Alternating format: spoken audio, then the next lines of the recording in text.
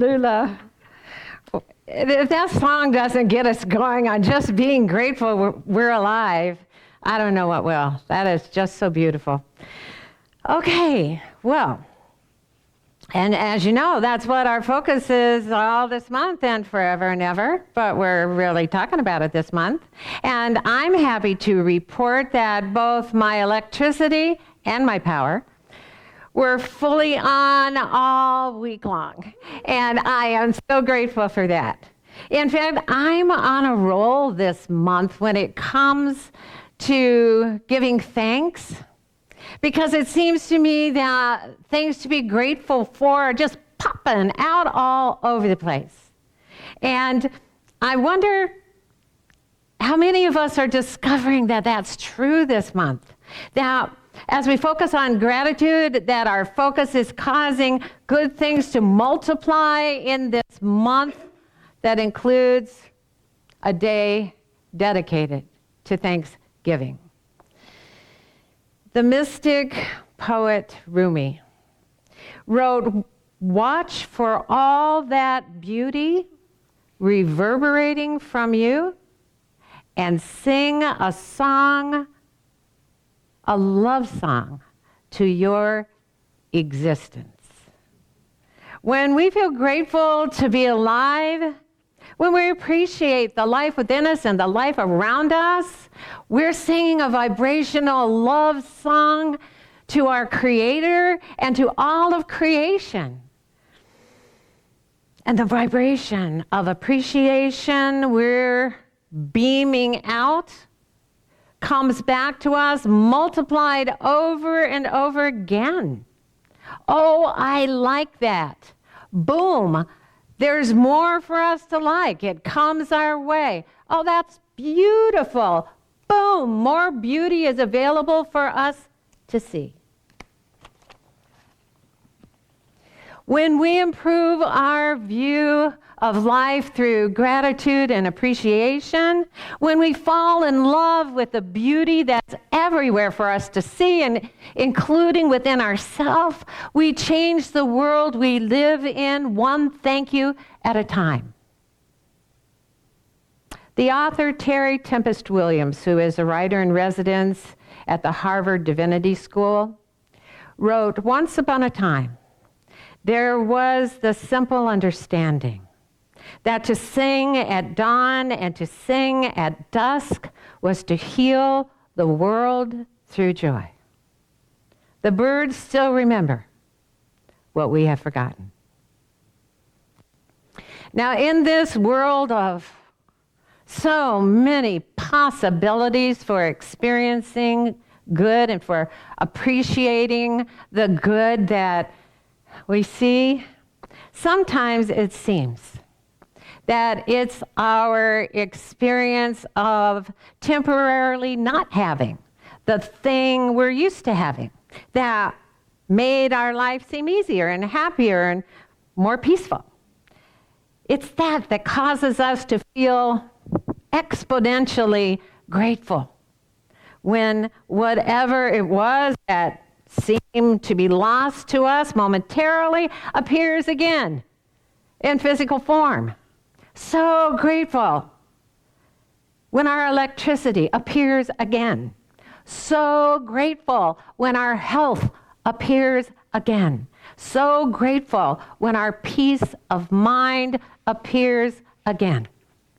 So grateful when whatever we believe makes our life more enjoyable comes back into our experience. The beautiful spiritual teacher Mooji wrote, "Sometimes consciousness, our consciousness, creates an obstacle in order to experience transcendence." When we transcend or rise above an illness or confusion or disharmony, or anything that appears to be an obstacle to our joy, when we move through that obstacle, we can't help but say, "Yahoo," straight from our heart. We know We're up where we belong, where nothing truly ever goes wrong. And as the Peaches and Herb song would put it, it's a stretch, but I'm doing it anyway. We're reunited, and it feels so good. I had to do it. Life is supposed to feel good. It's natural for us to be healthy and happy and peaceful and free. In fact, our gratitude that we're on the other side of whatever that obstacle was may make us wonder why it is we ever forget that life is good and life feels good. But if we do, and we need a reminder by way of an obstacle, something or someone will appear as a teaching moment, as a gentle or not so gentle reminder. And that's when it's important for us to remember that life isn't doing anything to us. It's answering our call to remember. There's nothing and no one outside of ourselves that is trying to teach us a lesson. Everybody else is busy learning their own. We call to us every experience that comes into our life, including obstacles, because we're following the innate spirit within us, that spiritual urge to expand and extend our true self. It's been said by many, including Marcus Aurelius, a couple of thousand years ago, that the obstacle is the way. He said, what stands in the way becomes the way. As spiritual beings, we want to discover more and more ways to feel the divine energy that lives in us, to remember that it's there for us to access anytime, anywhere. And when we know we need to access it, all the better. When we transcend an obstacle, we become more aware than ever before that we're one with the divine creative energy of love that created us. We're more conscious that it's there within us and around us and always, always for us. We're the creation of God, but we are also the creator. And what we're creating is more of our true self. In the way of knowing, we read, because you live in perfect communion, and you are like a grand field of energy in which all webs of relationship are reverberating constantly, you actually have access to the complete entirety of creation. Which brings us to the title of today's talk, All Access Pass. As we know, an all-access pass to an event allows us to go anywhere we want to go and see anything we want to see. Backstage, behind the scenes, the VIP room. It's pretty cool to have one. We're not limited to where we can be if we want to be there or what we can see if we want to see it. It gives us experiential freedom to fully enjoy an event we're attending. There's no more important event we'll ever attend than the one we're attending now, the one we call our earth life. As spiritual beings, we've been given an all-access pass so we can continuously and consciously be anywhere we choose to be and see anything we choose to see. We are absolutely free. It's an all-access pass that gives us experiential freedom to fully enjoy our life while we're here. And I mean, we're perfectly dressed for this earth event because we're all wearing our human garments. But beneath our body clothes, we're still the spiritual being we've always been and always will be.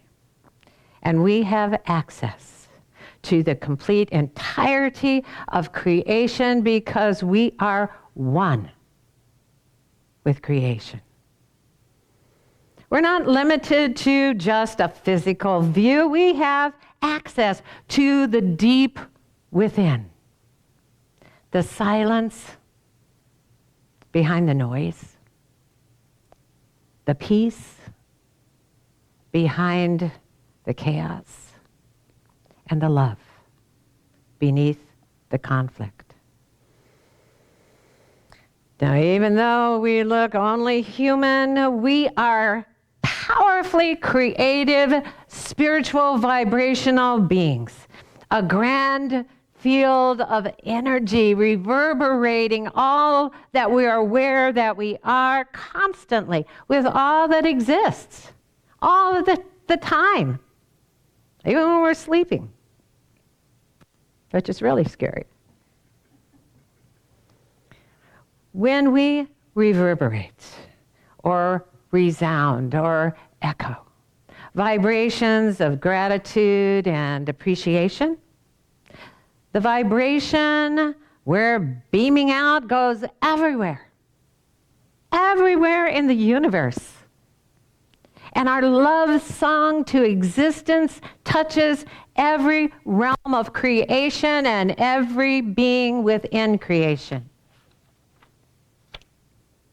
On the other hand, when we're sounding off with anger or frustration or fear in any moment, those vibrations only go where they have access to go, which is not everywhere life is, but only where such vibrations already exist. And it's where we are, in the moment we're sounding off. And in that vibrational space, there's plenty of unwanted we can attract. Unless we decide to transcend our negative emissions, boom, we will experience more and more negativity so that we can be unhappy about it. To stay in a bad mood, when as spiritual beings we have an all-access pass to every good feeling, it's like locking ourselves in the bathroom stall at an event and missing the whole show we came to see and experience.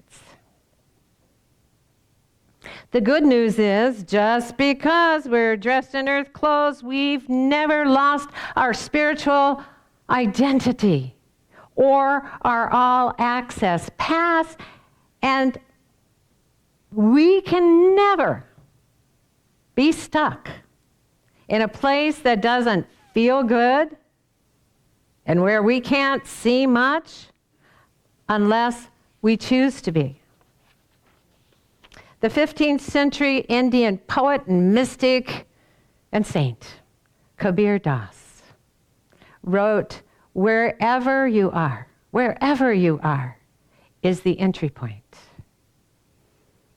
If we locked ourselves in the metaphorical bathroom stall, even with its limited view, that is our point of entry. It's where we can start today to raise our vibration with gratitude and appreciation that we're alive, that we are a being that can rise, until we transcend feelings of unworthiness and limitation and fear. We are a grand field of energy in which the presence of whatever we want right now is reverberating with a vibration that matches our own. When we quiet our mind, we discover there's powerful spiritual energy between a desire that's come to our mind and that desire coming into physical manifestation in our life. A sacred gap between wanting and manifesting. Right there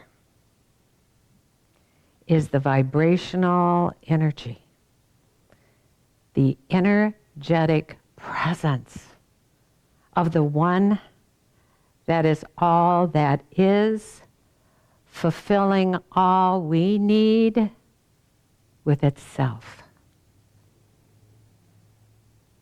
We have access to that self because that's who we truly are. We've been created by the one creator that is all that is in every realm, including this earth realm. In the way of knowing, we read, you are intimately connected with that very source from which all things have sprung forth. Because this is the truth, because it is the truth of your being, this means that for any situation that requires a decision, you have within yourself access to perfect knowledge. As a body and as a mind abiding in space and time on a tiny planet, you are reality's decision to manifest itself in form for no other reason than to extend its own nature. The joy of having anything manifest in our physical life, as most of us know, isn't about the physical thing we see. It's about the realization that we have access within us to the pure, positive energy that creates worlds upon worlds and creates in our world through our decisions. It's the ecstasy of knowing that whatever comes to us in physical form has originated in the unlimited, formless reality of spirit in which we've been given an all-access pass to create, and out of which is created everything we become conscious of or decide upon. We have access to the complete entirety of creation. The holiness above, beneath, all around, and through all that exists. All that's required to use that divine path is to show our ID as a spiritual being. Namaste.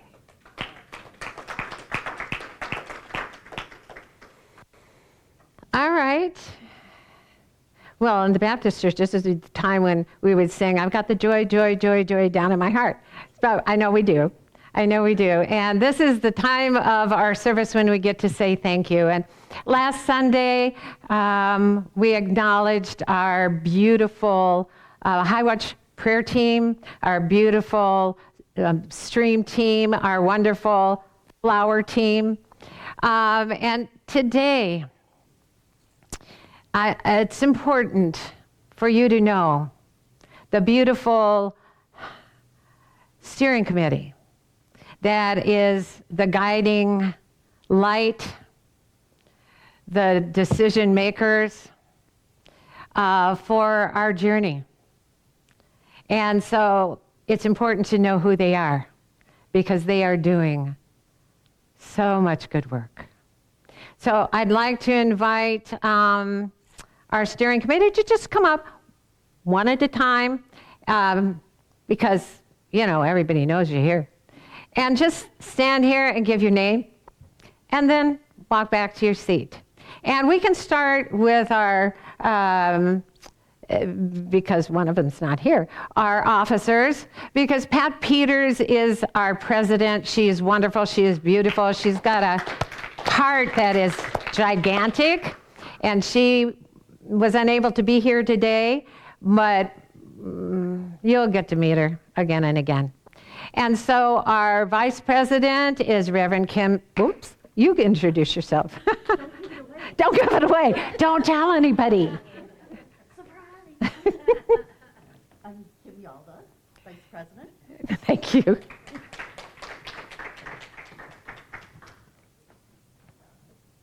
I'm Jamie Phillips, the treasurer.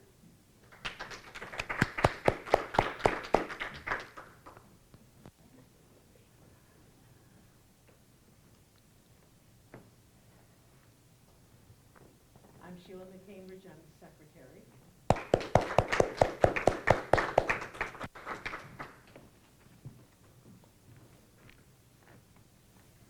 Jim Gould, part of the team.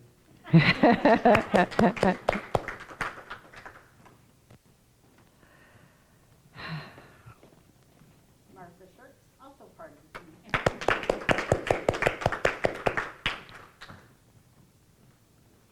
Dave Ewan. All right.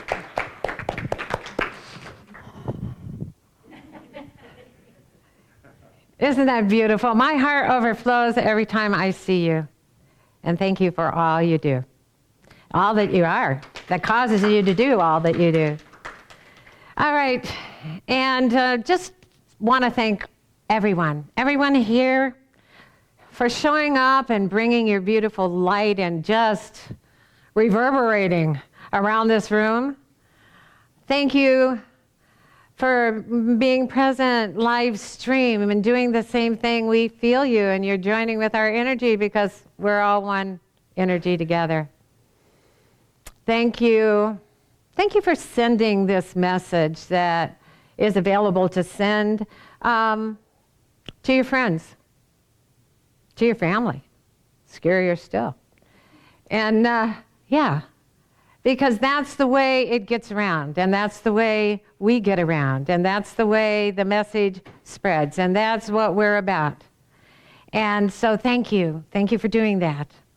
And thank you for all of you, to all of you, for your beautiful financial support so that we have come this far.